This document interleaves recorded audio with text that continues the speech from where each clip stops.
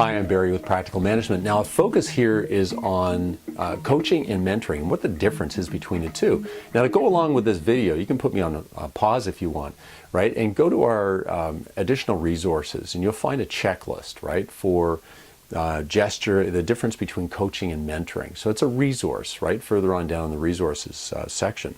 And so if you look at that page, I focus very clearly. I've been in this business for a while, and you got to be really clear. If you're running a coaching program, which I have many times before, you've got to be real clear on when you're coaching and when you're mentoring. So typically, here's what happens when you're coaching. And you'll look on the page and you'll sort of figure that as well. Coaching is when you're trying to develop skills for the job. You might already know how to perform on the job, but hey, you're trying to kick up performance to higher levels. Or better yet, your boss. Your boss is trying. Your supervisor, subject matter experts within your team, you're trying to kick performance up a couple of notches. You can do the job, but let's take us to the next level. Coaching is often involved to do that. Coaching helps with a department level focus. It helps with being a local expert or trying to get yourself ramped up to that of industry expert within your specific role, right? So coaching is all about that. And so typically coaching occurs with performers that are better at it than you. And that could be subject matter experts. It could be your supervisor. It could be your leader. That's why coaching is very, very closely linked with your job.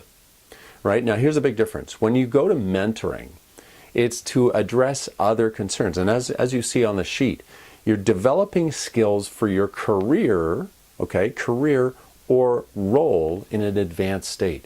So literally, you may not be in the same job eventually. Let's look at 5 years out. Where do you want to be? And typically, it's not coaching that you're using to get there. It's mentoring. It's what books to read, what courses to take, who you really need to hook up with in industry. What conferences do you need to go to, right? What's the path well laid out?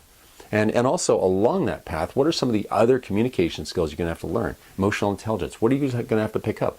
If you meet with another great leader from an area that you sort of are looking at progressing toward, and you work out a relationship with that person, you can have conversations which are really quite cool. Like, how long do you even stay in your current role? You can sort of work these things out with a mentor, right?